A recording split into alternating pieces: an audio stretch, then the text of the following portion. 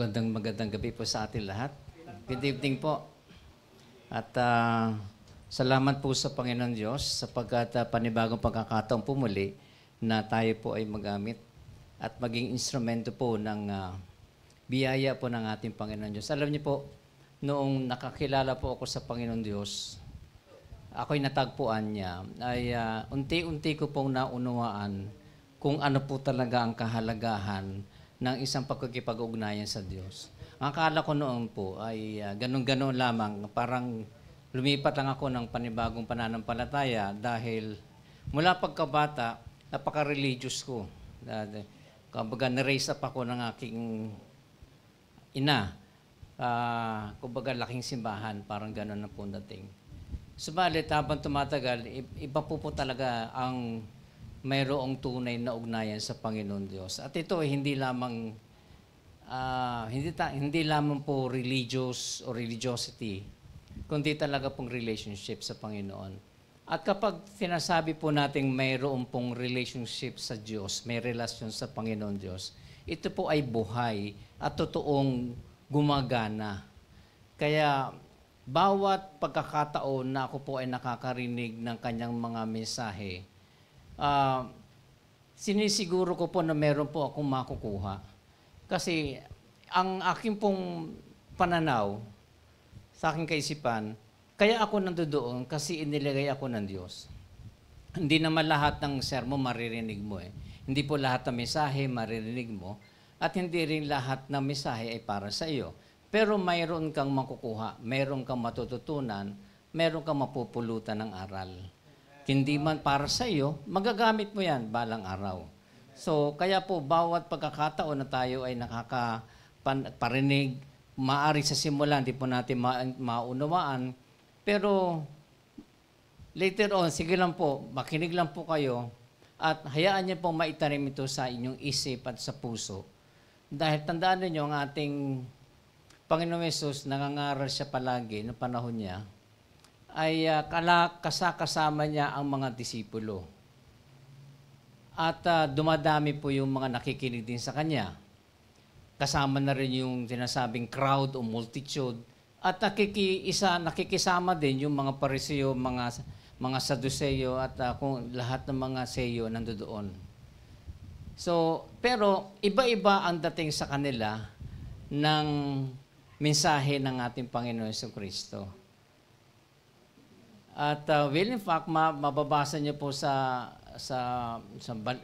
Biblia na meron pong mga tao na hindi tuwirang nakikinig o nakakaupo sa pagpapahayag ng Panginoon Yesus. Merong iba doon na narinig lang siya, pero narinig lang siya parang hearsay o nachismis lang sa kanila.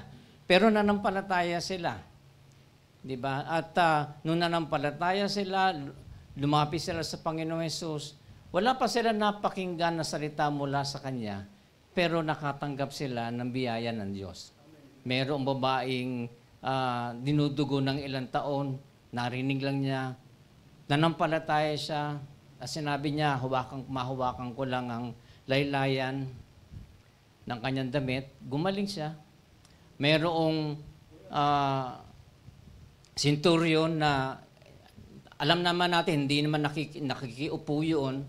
At narinig lang din siya. At naniwala din sa kanya. At nagpapagaling siya. Sabi niya, kaya gumaling din yung may sakit niyang nasa sa ilalim niya o kamag-anak niya nasa area ng kanyang responsibility. At marami po pong iba. So, sa pagkakataon na ang mga disipulo ni Kristo, lahat sila, mula simula ng pangangaral ng ating Panginoon Kristo, sila po ay nandoon sa kanyang upuan. Pero tandaan niyo, pagdating ng dulo nung siya ipinako na sa krus, lahat sila nagtago maliban kay Juan. Nasaan yung kanilang narinig? Nasaan napunta yung kanilang nakitang milagro? Nakitang pangangaral ng Panginoon Kristo, yung pagbubuhay na muli, yung pagpapaalis ng mga may sakit. Lahat ng mga milagrong ginawa ng Panginoon Kristo, nasaan na? Saan nagpunta yung nakita nila si Pedro na lumakad sa tubig? Nasaan na yung ganong klase ng pananampalataya? Wala sa lahat sila. So, hindi tayo excuse, hindi rin po tayo exempted sa mga ganung bagay. Kaya po, uunawain natin na lahat ng mga mensahe po ng Panginoon Diyos, pakinggan mo lang po. Maaring hindi nga sa'yo, hindi mo maintindihan, pero pakinggan nyo lang po. Sapagat napakahalaga ang mga mensahe yan. At alam naman natin sa Panginoon po, ay walang nagkataon lang.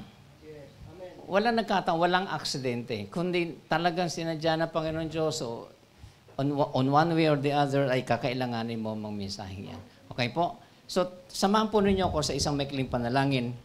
Sa Diyos na ikaw na ang nanguna at gumawa ng lahat ng bagay sa amin, ikaw, O Diyos, na nagbibigay sa amin ng kahalagahan ng aming buhay at nagpapakita sa amin ng napakasayang buhay, hindi lang po dito sa ibabaw ng lupa, kundi yung nakaantabay at nag-aantay sa amin sa buhay na walang hanggan.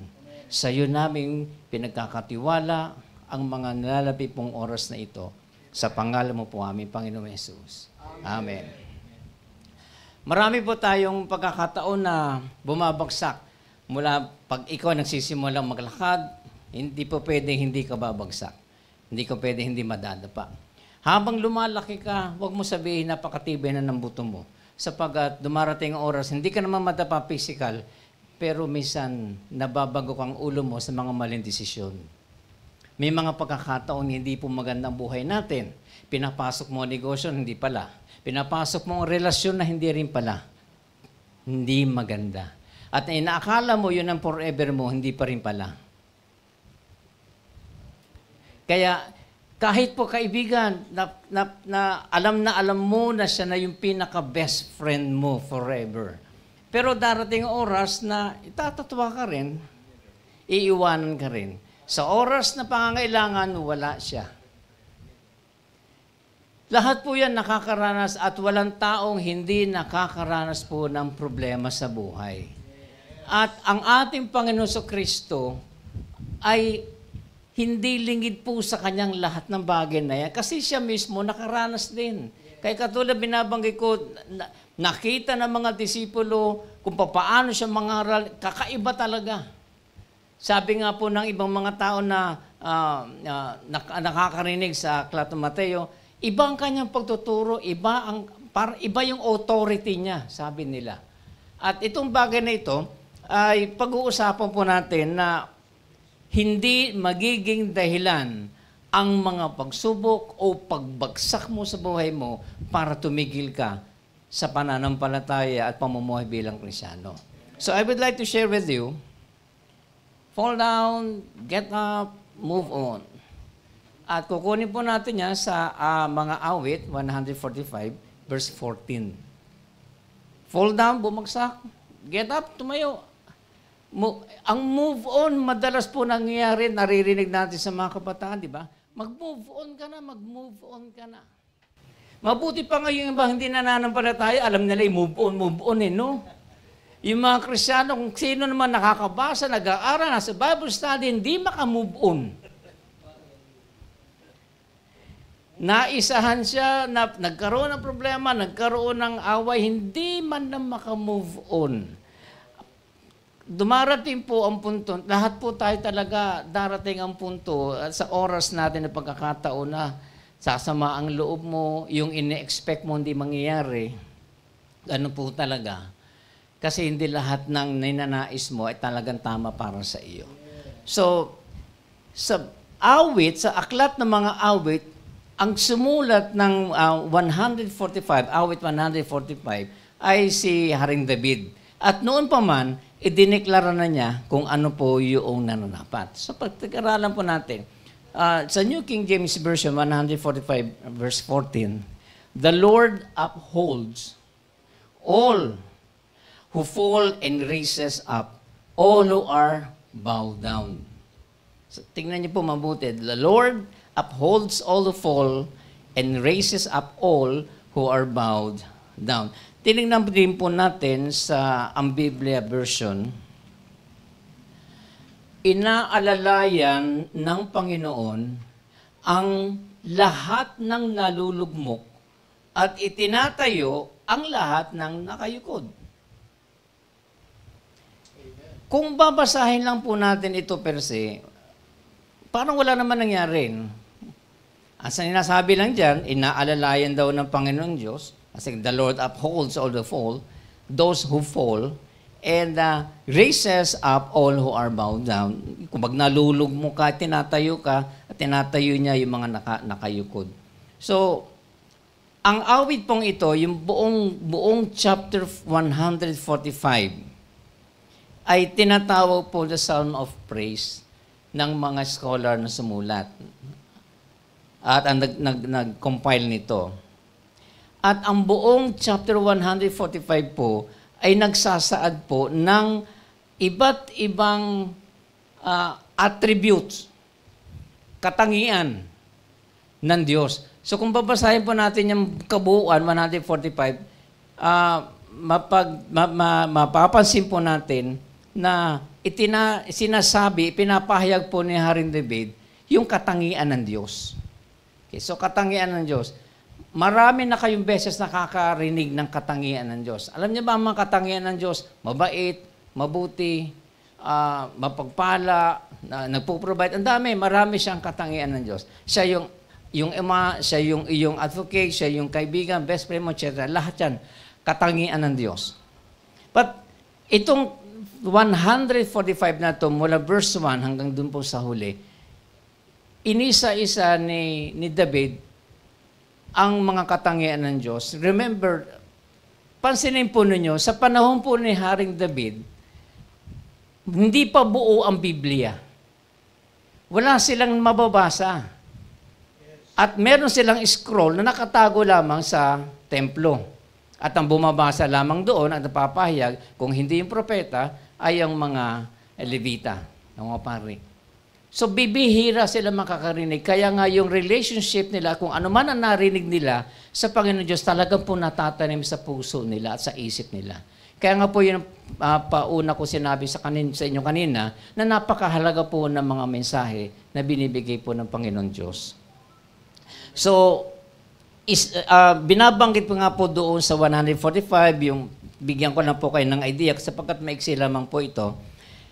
Yung pagiging great ng Panginoon Diyos, nasa verse 3 po, yung grace and goodness and compassion po ng Panginoon Diyos, mababasa po ninyo yan sa verse 8 and 9, dun sa 145.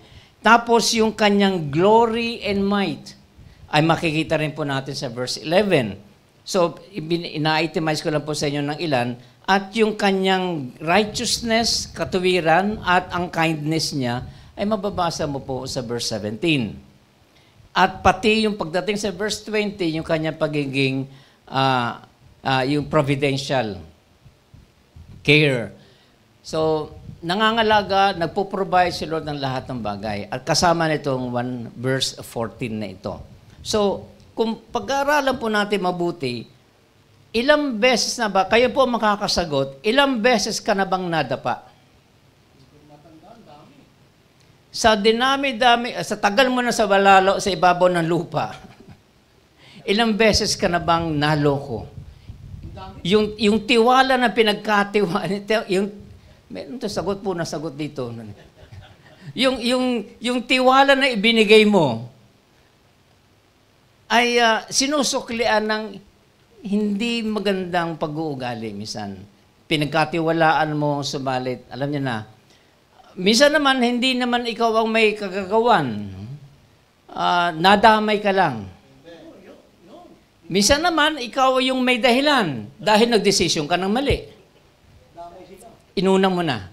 So, unawain po natin sa 145, bakit binanggit ni David yung the Lord upholds all who fall and praises up all who bow down. So, uunawain po natin yung mga aral. Sa aral po nito, iisa-isahin po natin. At i-share ko lang po sa inyo, maiksi lamang po. Ang mga aral na unaw, actually, dalawa lang po ang puntos nito eh.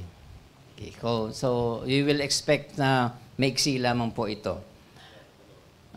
Dalawa lang po. 2 oras yata ito. Okay. So, unawain po natin, number 1 po, ibig sabihin ng Panginoon Diyos, may mga panahong ikaw ay bumabagsak. So, ito yung unang katotohanan. Huwag ka mag-expect na matibay ka na. Kami po ay tinuturuan po ni Bishop na maging matatag sa pananampalataya. Palagi po sinasabihan kami. Bakit? Kasi talagang pruweba na po yan. Hindi namin pwedeng pagmalaki at walang pwedeng magmalaki na ikaw ay nangangaral na ikaw ay matagal ng Kristiyano, na ikaw ay marami nang alam sa Biblia, na ikaw ay gano'n. Hindi mo pwedeng pagmalaki po yung gano'n. The more na ipagmamalaki mo at ipagyabang mo ang mga pag-aaral at nalalaman mo, ang katatayuan mo, estado mo sa buhay, baka doon ka bumagsak. Meron po akong naalalang isang libro na isinulat ng isang manunulat, natural, yung sumulat yung manunulat, no? Alam ang komedyanteng sumulat nun. So, sa halip na parang theology or biography, bibliography, kung ano man yung klase na yon, hindi po yun, ang ginawa niya parang drama. So, ang storya no aklat na yon, merong isang tao, isang lalaki na naglalakbay. Sa kanyang paglalakbay ay marami na siyang nasalubong ng mga kapahamakan. May mga kaaway. Parang ka nanonood ng ng pelikula na sa siyang bida tapos ang dami niyang kalaban. So isa-isa. Bawat isa na kanyang nakakalaban, nagagapi niya. So wala siyang talo. Habang tumatagal siya sa kanyang paglalakbay, lalo siyang tumitibay, lumalakas sapagkat natututo siya. Ang isang natutunan niya sa kanyang paglalakbay at pakikipagbaka ay yung inaaral niya kung papaano ang estratehiya ng kaaway. So kaya sa mga sumusunod, nagagamit niya yun, kaya nagtatagumpay siya. Pangalawa, nag-iingat din siya. Pero, papaakyat siya sa isang bundok. Nung papaakyat siya sa isang bundok, nakita niya lahat ng mga naging kaaway niya, bagsak talaga. Kita niya. Subalit, alam niyo, pagdating doon sa paanan ng bundok, paanan pala ng bundok, paakyat na siya, bigla siyang nabuwal. Natalo siya. Paano siya natalo? Wala na siyang kaaway. Sabi ko, isa itong klase ng panulat na parang dramatic lang dating. So, parang isang tao na naglalakbay bilang isang anak ng Diyos, bilang Kristiyano, at marami siyang nagapi. So, binigyan ng meaning lahat. So, para daw to buhay ng isang Kristiyano. Sa simula ng kanyang pagkakristyano, mainit siya sa Panginoon Diyos. Lahat ng mga gawain, dumadalo siya. Lahat ng pangangaral sa Biblia, binabasa niya, inuunawa niya. Natatalo niya ang sugal, ang bisyo, natatalo niya lahat ang mga tukso sa buhay niya. Nagagapi niya lahat. Madali, yung iba hindi matagal. Medyo natatagalan siya minsan, pero eventually natatalo rin niya. Kaya pagdating po dun sa bundok, bigla siyang bumagsak. Merong isang nakalusot na kaaway at hindi niya alam, yung pala kasakasama na niya sa simula pa lamang. Nandoon lang sa batok niya, nakasampay sa kanya. At yun ay walang iba, kundi yung pride. Maaring dumating sa punto mo, nakakayanin mong gapihin ang lahat ng bisyo, at ang tukso, lahat ng ibang mga pwedeng dumaban sa pati yung mga marites dyan sa buhay mo, yung mga tao na sisirain ng buhay mo, kaya mo yan. Pero pag hindi mo napansin ang iyong sarili, hindi mo binantayan ang sarili mo, yung isang kaaway na napakahirap mo makita sa pagkasakasama mo pala, si pride. Pag pinagyabang mo na ang sarili mo na ikaw ang pinakamagaling, pag pinagyabang mo na, doon ka nababagsak. Meron isang tanong din po sa amin, natanong po sa akin, paano mo po masasabi na ikaw ay humble?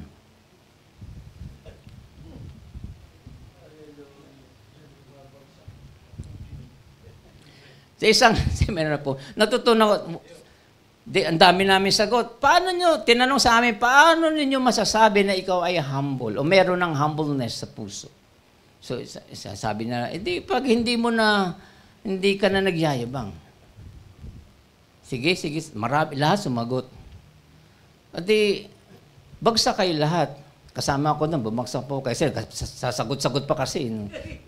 So, mali po. Tinanong namin, so bakit po? The more na masabi mo, ma-identify mo na ikaw humble, na wala na yung humbleness mo, yumabang ka na eh. And that's the truth of lahat ng mga Kristiyano. Pero alam niyo po, nung matagpuan namin at matutunan ang grasya ng Panginoon Diyos, lahat yan nabura. At lahat yan kakayanin. Hindi po mawawala si pride, andiyan pa rin yan. Hindi po rin mawawala lahat ng mga tukso, andiyan pa rin po yan. Pero dapat mong unawain, ano ba ang nagagawa ng relasyon mo sa Diyos, lalo tigit sa ilalim ng grasya ng Panginoon Diyos. Kaya, tatandaan mo, darating din pong pagkakataon na ikaw ay maaring ma-stumble, bumagsak, magkasala. Tatandaan niyo po natin yan, sapagkat hindi po tayo exempted. Hanggat tayo po nasa ibabaw ng mundong ito, meron pong pagkakataon. Maaring lantad, maaring tago. Maaring ikaw lang at ang Diyos nakakaalam. Mas maganda yun, ikaw lang at ang Diyos na nakakaalam. Pero, lagi mong unawain, bakit? Sapagkat napakahalaga po nito. At bahagi ito ng mensahe ng Panginoon Diyos sa 145. The Lord, inaalalayan ng Panginoon Diyos ang lahat ng nalulugmok at itinatayo ang lahat ng nakayukod. So, ibig sabihin, pag dumating po ang pagkakataon na ikaw ay bumagsak, na stumble, na inis, na galit, o ano man ang nangyari sa iyo, tatandaan mo, pag bumagsak ka, sa baba ka naman din babagsak, hindi ka naman sa taas. Huwag kang mag-alala. Lahat na bumabagsak, pababa, hindi po pataas. And for the reasons, meron pong mga mahalagang reason po. Okay? Mga dahilan, bakit pa bumabagsak ang tao? The reasons of falling. Bakit po bumabagsak ang tao? So marami tayo iba-ibang dahilan at totoo, lahat na nasa isip po ninyo ay maaaring totoo. Maaring naranasan nyo. Totoo, walang pwede magpasinungaling yan kasi naranasan po ninyo. At yan po yung tama po at idagdag na po natin ang mga dahilan na nasa isip ninyo pagdating dito. So kung kayo po ay naglilista, kung kayo po ay nagsusulat, idagdag po ninyo yung sarili ninyong karanasan. Number 1, you do not know the Word of God. Ito ang isang dahilan bakit bumabagsak ang tao. Sinabi po sa Hosea chapter 4 verse 6, my people perish because of lack of knowledge. They do not know the Lord. Hindi nila alam ang Diyos. Kaya ka bumabagsak kasi hindi mo alam kung anong klaseng relasyon meron ka. Kung alam mo ang relasyon mo, kung alam mo ang Diyos mo ay Diyos na parang tatay mo na nagmamahal sa iyo, na kahit anumang klaseng sakit o anuman naranasan mo o pagbagsak mo, pag bumalik ka sa Kanya na nakayuko sa Kanya, itataas ka niya. Wala pong magulang na kahit na sobrang sama ng kanyang anak, nagagalit talaga siya. Pero darating po ang punto, pag nakita na niya yung daladala mong apo niya, naku, tutuwan-tuwa na siya. Nawala na yung galit niya. Pag nakita niya, ikaw na namimiss, magsasalita naman siya. Di ba narinig naman po ninyo? Di ba? Magagalit na pasintabi po sa mga nanay, galit na galit naman eh. Saan ka na naman galing? Ano ang pinagkagawa mo? Bakit ganyan ginawa? Ang dami haba po nalita niyan. At pagdating sa dulo, kumain ka na ba? Meron ako luto niya, kumain ka na. I love you. Ganun lang naman yun eh. At hindi mawawala po yun. Because of your relationship, the blood relationship. And we have that blood relationship with the Lord Jesus Christ. Dugo po ni Kristo ang pinambayad, kaya po nakakabit tayo sa Kanya eh. Amen. You do not know the Word of God.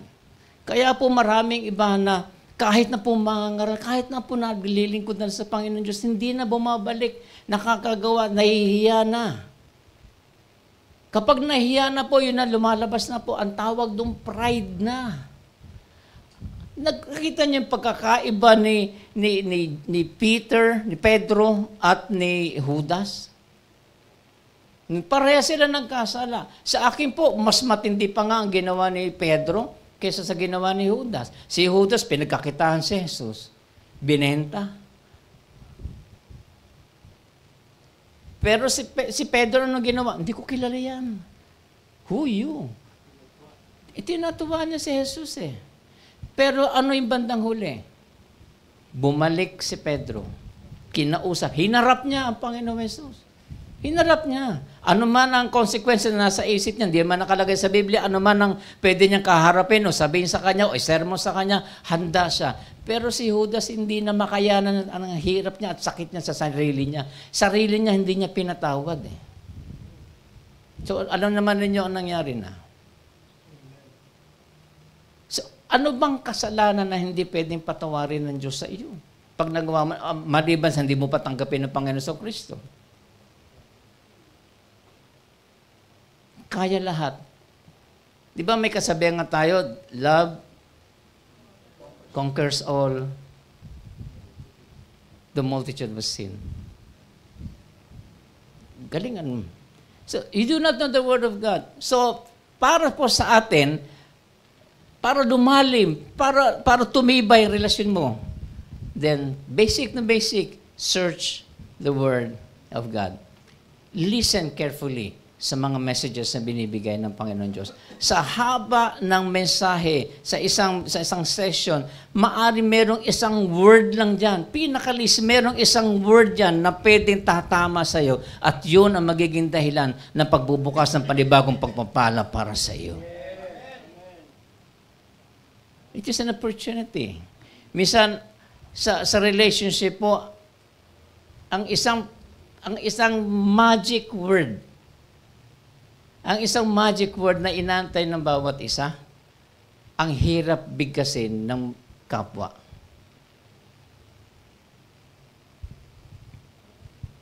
Alam niyo po yung magic word na yon, magic nga eh. Pag nagkamali ka sa iyong kapwa, isa lang, with all sincerity of the heart, sorry. I am sorry.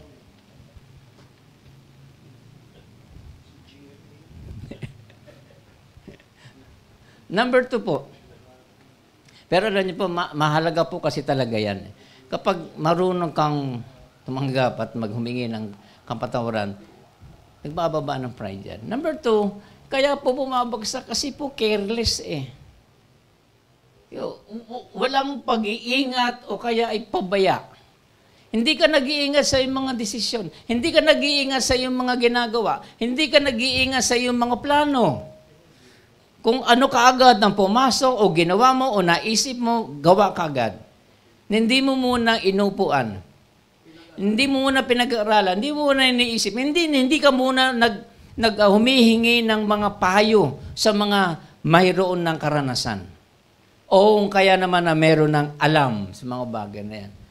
Kaya nga po tayo pinagtasama-sama sa isang iglesia, sa isang church, ay para magkaroon po ng pagtitibay, pagpapatibay ng relasyon sa isa't isa, pagtutulungan, carrying each other's burden, love one another, at marami pa pong bagay na plano po ng Panginoon Diyos para po sa atin. The mere fact na hindi mo minsan makikita yan sa bahay mo na tatapikin ka, minsan pagod na pagod ka, ni wala man lang tapik. Pag tinapik ka, masakit na eh, hampas na yun. Hindi ka pa rin gumagalaw dyan, kanina ka pa dyan. Ganun pala. Pero pagdating si Bani, kumusta ka na po? Ano na nangyari sa iyo? Yan. Nagugutom ka po ba? Opo, alika kain tayo, ikaw na magbayad ha? Ganon. So at least may kasama kang kumain. So careless pag-iingat po. Ilang beses ka na ba nagiging careless sa buhay mo? Marami po tayong pagkakataon na hindi tayo nag-iingat. Wala pong masama na payuhan tayo. Ingat. huwag kang maging careless. Pangatlo po, dahil careless ka, nagmamadali ka lagi. Get in a hurry, nagmamadali ka palagi. Kapag hindi mo inisip ang bawat hakbang mo at nagmamadali ka sa isang pagkakataon, baka yun na ang mabigat mong ikababagsak. Maraming taong gustong-gustong yumamang kaagad. Kaya pumapasok sa mga bagay, kung ano naman yung pinapasokan na maglalabas ng napakalaking pera na hindi man nang inisip mabuti. Pag nagmamadali ka na gusto mo kaagad na kumita, kung gusto mo kaagad yumaman, o gusto mo kaagad guminhawang buhay, wala naman taong ayaw ng pananalapi, di ba? Sino ba rito pa sa atin? Sino po sa inyo ang ayaw yumaman? Hindi pa ako magtataas ng kamay dahil gusto ko rin po eh. Lahat tayo gusto natin maginhawang buhay natin. Pero huwag ka magmamadali na hindi mo kinonsulta ang mga tao na nasa paligid mo. Hindi ka kumonsulta sa mga taong bihasa na o meron ng alam tungkol sa mga bagay na yun. Ang dami na po natin nababalitaan, palagi, nasan ko sa ganito, kung mga napukuhan, nai-scam, in term natin ngayon, nai-scam sila. Ang dami na po eh. Samantalang, mayat-maya naman din ang paalala. Huwag po kayo magbibigay ng inyong personal information. Huwag po kayo maglalabas ng kung pera kaagad. Pag too good to be true, magdalawang isip kayo. Palagi po nababanggit yun. And yet, marami pa rin pong nabibiktima. Dahil nga po sa pagmamadali.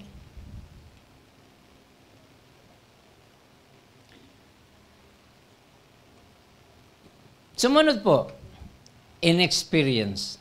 Kaya po bumabagsak ng marami kasi kulang ka sa karanasan eh. Marami po mga field, marami po mga area na kailangan mong mayroong karanasan. Naalala ko po yung isang advertisement sa ano yata po yun, sa FB.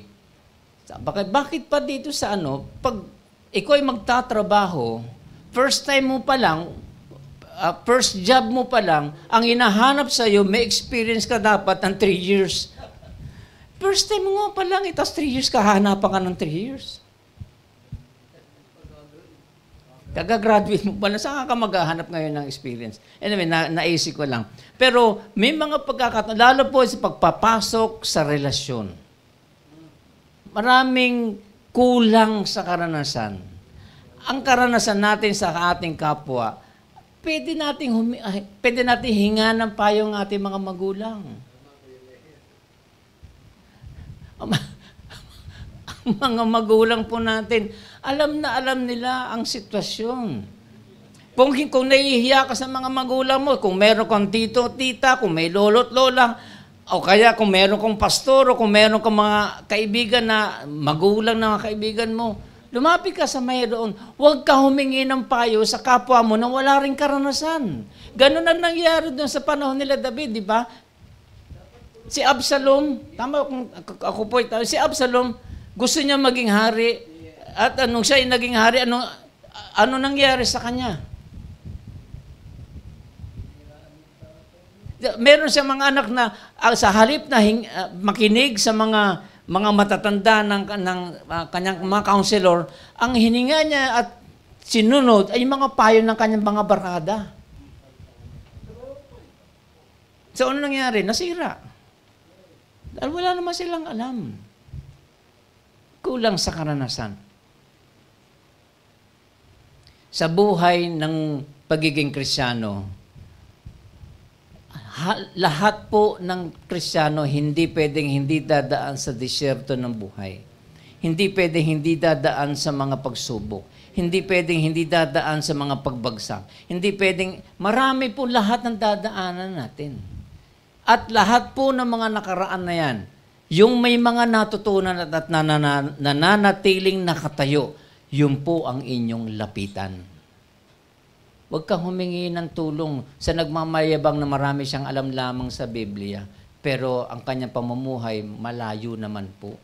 Hindi ito parunungan. Hindi ito paramihan ng alam sa Biblia.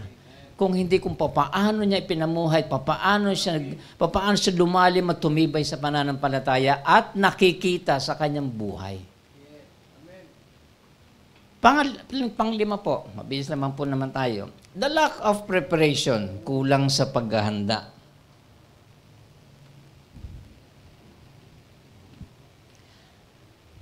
Sa isang bagay po na inyong papasukin, kailangan muna pinag-iisipan. Meron po akong naalala sa Biblia na, di ba sabi ng Panginoon Diyos yata, kung ikaw magtatayo ng bahay, uupuan mo muna, mag-iisip ka muna, hindi yung basta kalaman na magtatayo. At sapagkat napakahalaga na pinag-iisipan mo muna. Kung kulang ka, nasimula mo magtayo ng bahay, pero kinulang ka sa iyong budget, anong mangyayari? Sabi sa Biblia, ay makakarinig ka ng mga pagtutuyan na tao na sinimula mo, hindi mo makayang tapusin. Mula noon, sa panahon pa ng Ezra, nang binibuild up nila ang wall ng Israel, ng Jerusalem, ay marami mga tao ang gustong siraan sila. Babasahin niyo po ang aklat ng Ezra. At ang pinakamasakit po na magaling manuya ay yung mismo mga kasama nila. Yung nakasama rin nila. At ginawan pa sila ng issue kaya hindi sila kaagad natuloy. Pero eventually, sa biyaya po ng Panginoon Diyos ay natuloy pa rin. Pero yung mga tao na yan, yung mga manunuya sa'yo, hindi naman po yung malayo din eh. Kilala nyo rin naman po yung mga taong yun eh. Hindi ka naman tutuyain ng mga tao, hindi ka kilala. Alam nila, wala silang alam sa iyo. Yung manunuya sa iyo, yung titingnan kang pababa mula ulo hanggang paa mo, mula paa hanggang ulo, yun yung mga taong kilala ka. Yun yung magsasabi sa iyo ng mga negatibo. Yun yung mga ingkitero ng buhay mo. Wala na silang ibang nakita kundi ikaw. Bakit nga ganun minsan? Wala ka naman minsan ginagawa, wala kang ginagawang masama sa kanila, pero ikaw po you are the one we're talking about.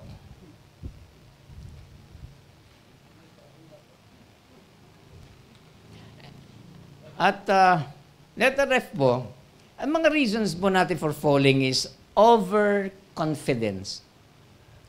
Isa rin po yan, sobrang tiwala. Walang masama sa tiwala, kaya lang, diba, alam naman natin, lahat ng sobra masama eh.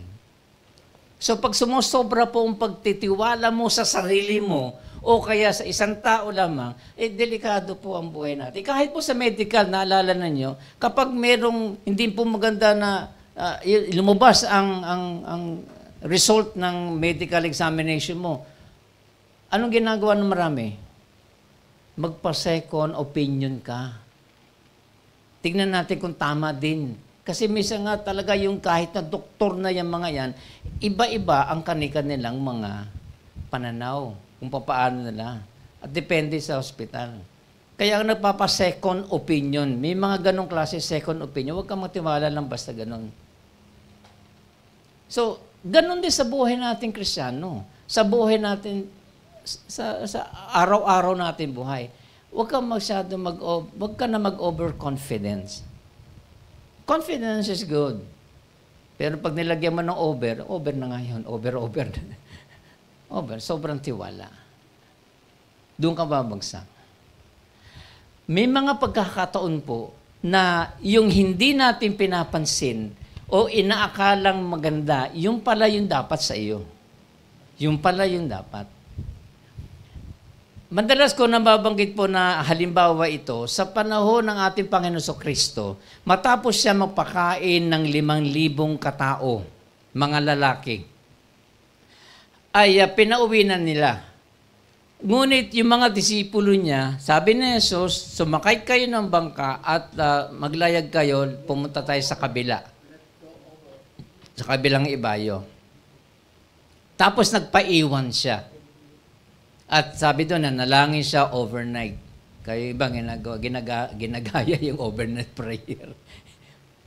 Tapos, madaling araw, yung mga disipulo niya, binabagyo sa gitna ng dagat. Mga professional fisherman sila, sanay sila sa tubig.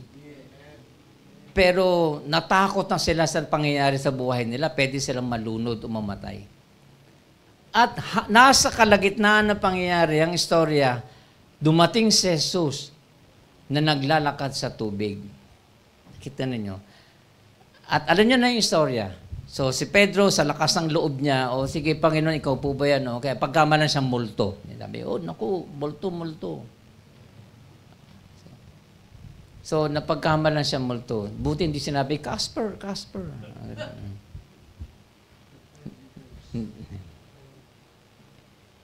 Hindi na alam ng mga bata yung Casper na hinaabutin.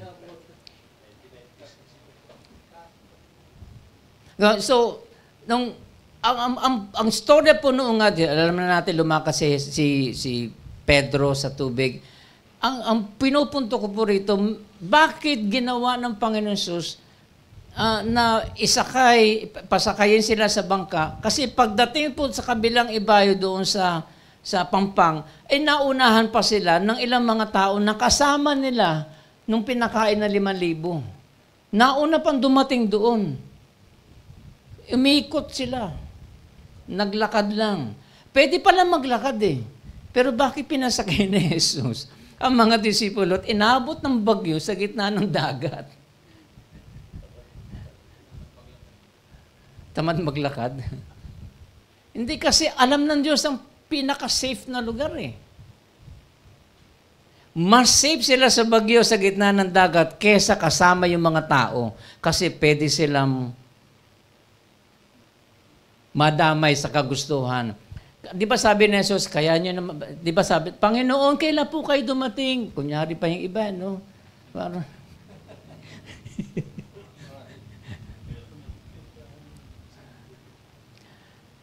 sabi ni Jesus, kaya nyo naman ako hinahanap kasi kumain kayo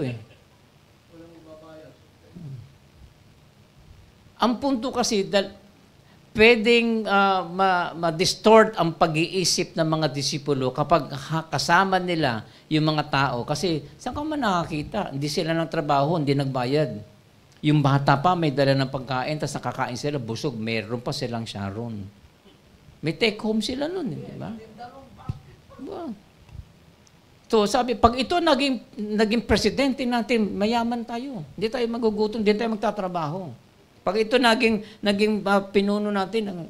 So, maaring talaga madidistort. So, ayaw ng Panginoon Diyos na ang kanyang mga tinuturo ang mga disipulo ay masira o madistrap ang kanilang pag-iisip malayo sa totoong layunin ng Diyos sa buhay nila. Kaya mas safe sila doon sa bagyo kesa doon sa mga taong kasama nila. Minsan ganun din po sa atin. Hindi natin gusto yung pangyayari, pero doon tayo dinala ng Lord kasi mas safe ka doon. Mas makikita mo ang pagkahari ng Panginoon Diyos. Mas makikita mo ang pag-ibig ng Diyos. Mas mararanasan mo ang grasya ng Panginoon Diyos. Amen. Kaya huwag kang basta-basta magreklamo, Lord, bakit ito binigay mo sa akin ang pangit? Buti hindi narinig sabi, pangit ka rin. Lord, bakit ganito? Ang hirap-hirap ng buhay ko. Lord, marami po tayong reklamo sa buhay natin. At yung mga laman ng ating puso, yan ang lumalabas sa bibig natin. Number 2 po. At last na po ito. Bilis lang. Number 2, ang pagkakaiba ng tagumpay sa kabiguan ay ang pagtatayong muli. The difference between si tagumpay sa kasi kabiguan, siyempre, yung pagtayo mo agad. Kaya ito mo nga po yung title natin Di ba pagsayaw? Kaya sumasayaw siya.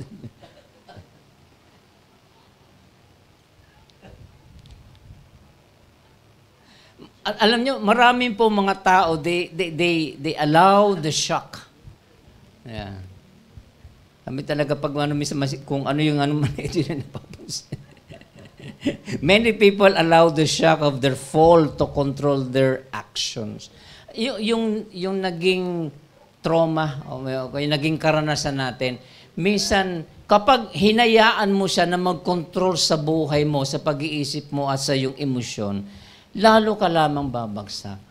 Lahat, kaya nga po sinasabi, wala pong pagsubok na hindi common sa lahat ng tao. Yung pong Biblia sinabi.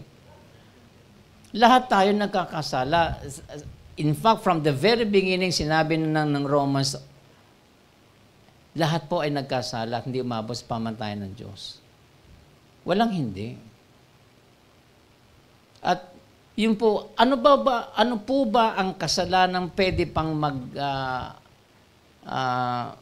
ang tawag dito, yung masasyak pa ba ang Panginoon Diyos sa pwedeng gawin ng kasalanan ng tao? Masusurpresa. Thank you, Bishop. Yung tuturo sa atin. Masusurpresa pa ba ang Panginoon Diyos? Kapag nagkasala ka, o nagkamali ka, bumagsak ka? Hindi. Kasi alam niya Kilala ka niya So kung hindi siya masusurpresa sa mga bagay na mangyari, sinadya mo man o hindi, alam na niya yun. You can come to Him. Pwede ka lumapit. It is pride. Kaya nga, wag mong hayaan na yung iyong pagbagsak ng iyong pagkakasala ang siyang mag-control sa iyo para bumangon ka at magpatuloy. Kasi yung pagpapatuloy, lahat po na naging success sa buhay, nagsimula din at nakaranas din ng pagbagsak. Kay natural, kay spiritual. Ang mahalaga doon yung pagbangon muli. Yung pagtayong muli. Alam ng Panginoon Diyos na babagsak ka. Alam ng Panginoon Diyos nagkasala ka. Alam lahat sa buhay mo. Bakit nasasabi nating alam? Kasi po sa Biblia, sabi ng Panginoon Diyos, maging yung bilang ng iyong buhok, alam niya. So kung alam niya ang detalye ng iyong pagkatao, si Haring David, ganun din ang sabi, you know when I am sit and I will stand. Alam niya saan uupo, tatayo, maglalakad, pupunta. Alam niya kung nasaan. Alam niya lahat ng detalye ng buhay mo. And in spite of that, sa kabila po noon, ng karumihan, ng kadungisan natin, ng kasalanan natin, niyakap ka niya ng buong pagmamahal. Kasi yun siya, karakter niya yun, attribute niya, because God is love, and love is God. Ang pinaka-picture nyo, yung alam niyo alibughang anak, di ba? Ang dungis na, ang baho ng anak niya, wala sa wisyo. Pinuntahan ng tatay, niyakap, hindi na inisip ko, naligo na ba ito? Amoy baboy na yun. Niyakap, alam niyo na yung istorya ng alibughang anak.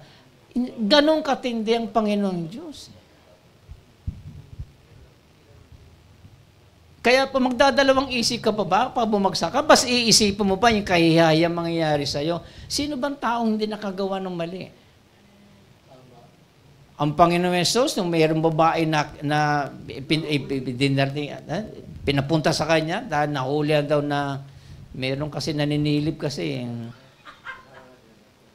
At sabi ni Jesus, babatuhin nila. At alam niyo na mangyayari, di ba? Tinanong niya, so sino sa inyo walang kasalanan, siya unang bumato? Alam ng Panginoon Diyos kasi. Kailangan pa bang ipaalala ng Panginoon Diyos na kilala ka niya? So, ang buhay ng maraming tao ay hindi na ayon sa tama dahil sa kanilang pagkakamaling nagawa o sa mga masasamang karanasan. Hinahayaan po nila ang mga mapapait na lasa ng kabiguan, the bitterness of life.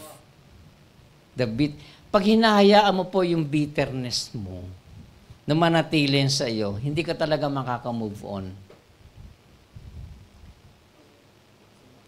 If you will live only on your past, then you will not move on.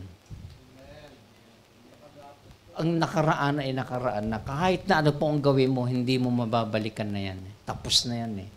History na siya. kahit anong pong gawin mo.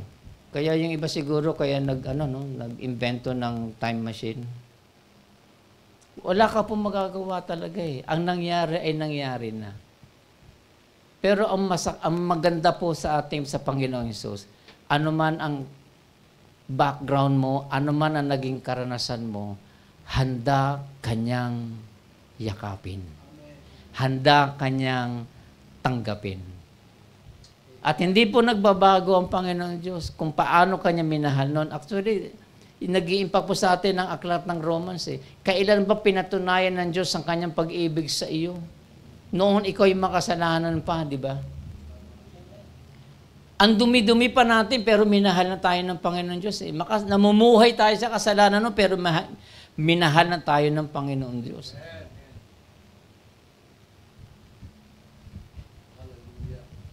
So, wag mo nga hayaan na yung pait ng iyong karanasan, manatili po sa puso mo. Hayaan mo, alisin na po yun. Iwanan mo na. Ang sanlibutan, madalas po nagtuturo, alam ko po, na noong panahon namin, elementary, high school, palagi tuwing magpapalit ng taon, magsusulat kami ng New Year's resolution. Essay yan, pahabaan. Pati sa church noon, pinagagawa, ano magiging New Year's resolution mo? Ni isa doon, wala nangyari.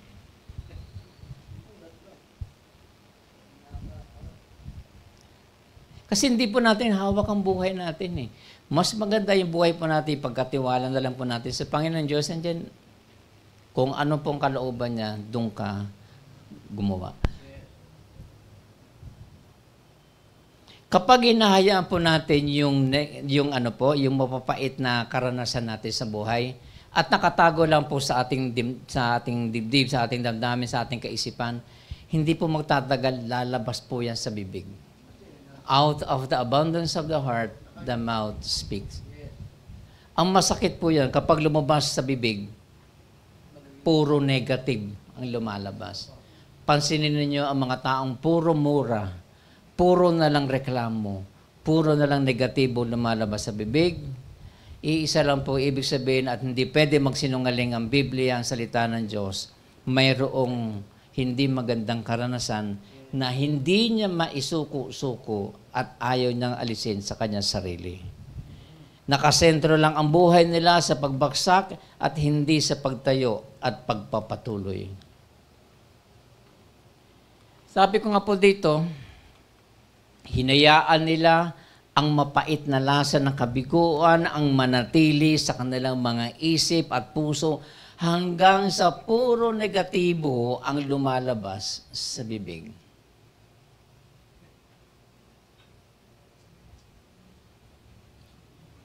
Huwag niyo pong hayaan. Sayang po yung mga pagkakataon.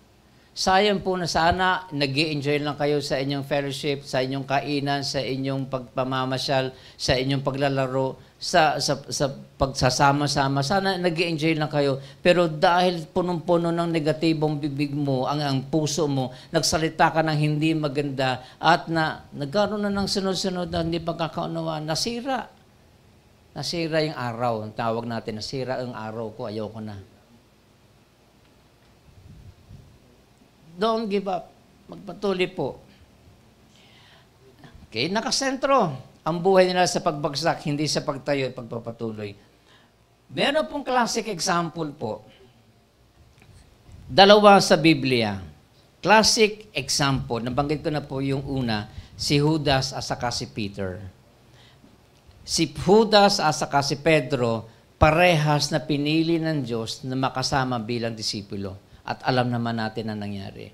Pangalawang istorya po ay sa Old Testament, yung buhay at yung katauhan ni King Saul, si Saul, at saka si David. Si Saul at saka si David. Parehas naging hari ng Israel, parehas may mga talento, parehas din bumagsak. Parehas din bumagsak. Pero si Saul, si Haring Saul, hinayaan niya yung mga pagkakamali niya sa buhay niya ang magpatigas ng puso niya.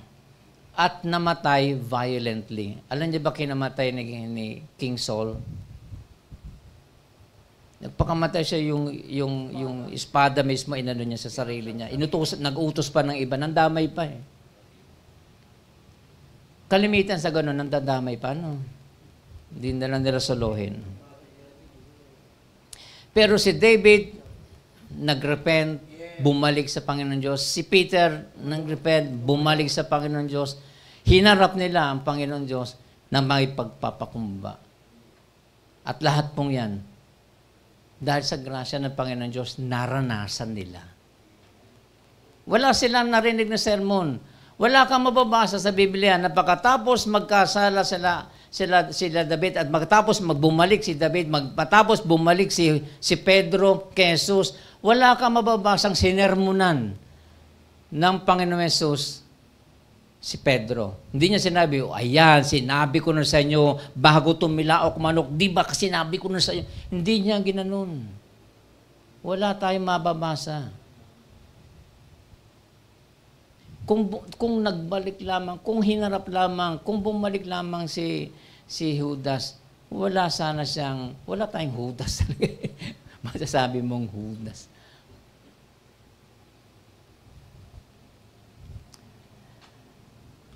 Praise the Lord po. At in conclusion, the failure is not in the fall. The failure is in allowing our fall to keep us down and to control our lives.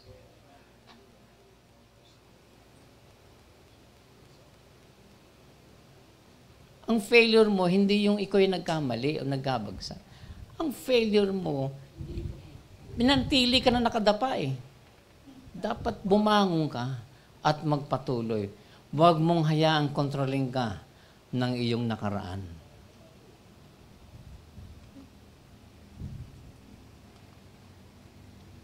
Amen po. In Psalms 145 verse 14 sa Message translation, God gives a hand to those down on the luck, gives a fresh start to those ready to quit. Magki-quit ka na ba? Ayaw mo na ba? Huwag naman. Hindi pa tapos ang buhay at hindi titigil ang mundo dahil nagkamali ka. Kahit anong mangyari sa'yo, darating ang oras, makakalimutan din ng mundo ikaw eh. Pero mahalaga, ang pangalan mo, alam na alam, kilalang kilala, at nakasula sa aklat ng buhay. That's the best. Bumagsak ka, tayo, at magpatuloy.